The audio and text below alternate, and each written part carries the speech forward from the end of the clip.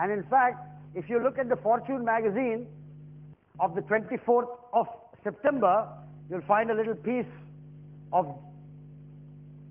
Jack Welch. This is the way Welch says, this is from his book, Straight from the Gut. He describes a thing called differentiation, and he says we create a vitality curve for GE. The bottom 10% of the guys who have to go. The vital 70%, these are the majority of the people who keep the enterprise running. But do you know what he says about the top 20%? What is different between the top 20 and the vital 70? P. Vitamin P, vitamin passion. Says the only difference between this vital 70 and the top 20 is passion.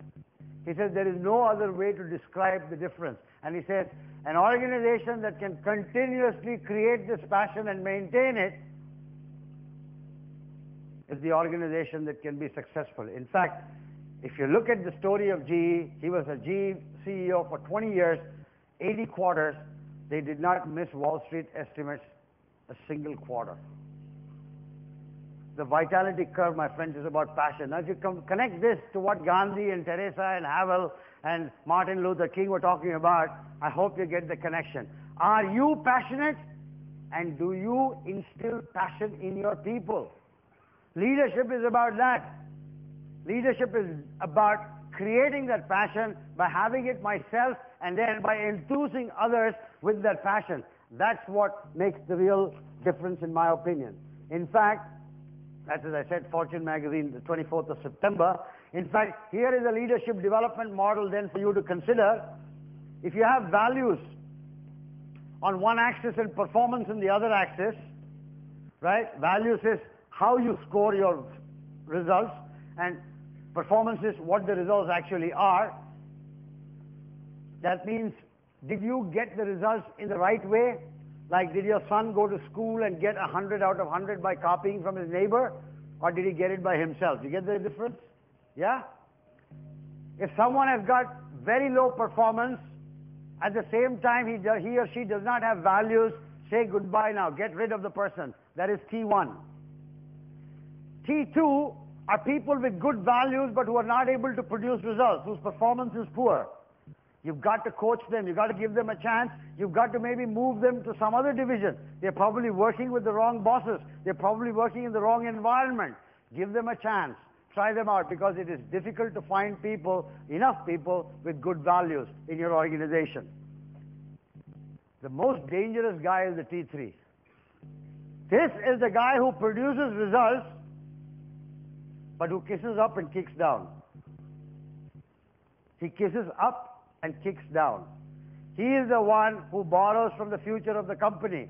He is the one who produces excellent results but really destroys the organization and what is inside the organization. He's a tyrant. This is what most CEOs like to keep. I'm saying, warn the person, get rid of the person if the person will not listen. And finally, of course, what we like to make everyone of is T4, who you make them as role models. And in fact, if you have too many T1s, you must go and examine your hiring system. There's something wrong with your hiring. If you have too many T2s, you must do what David Clutterbuck was talking about this morning, which is coaching more than mentoring. If you got too many T3s, go hang yourself. If you got T4, feel very happy. So my friends, I have very little left to say now, and I'm going to take no more than 2 minutes. I think this is a little thing I have built for leadership, for you to consider. Leadership is about learning, it's about empathizing, it is about acting, and it is about dreaming. And if you connect this to the first slide I put up in terms of thinking, deciding, acting, and reflecting, I hope you can make the connection. In my opinion, this is what it means to lead. Finally, I think leadership is about you. Leadership is not about someone else. It's about you. It's not something that you do. It is an expression of who you are. It is ultimately, go back to that thing that you saw in the beginning in that video, the father. It's an expression of who you are. That really is what leadership is all about.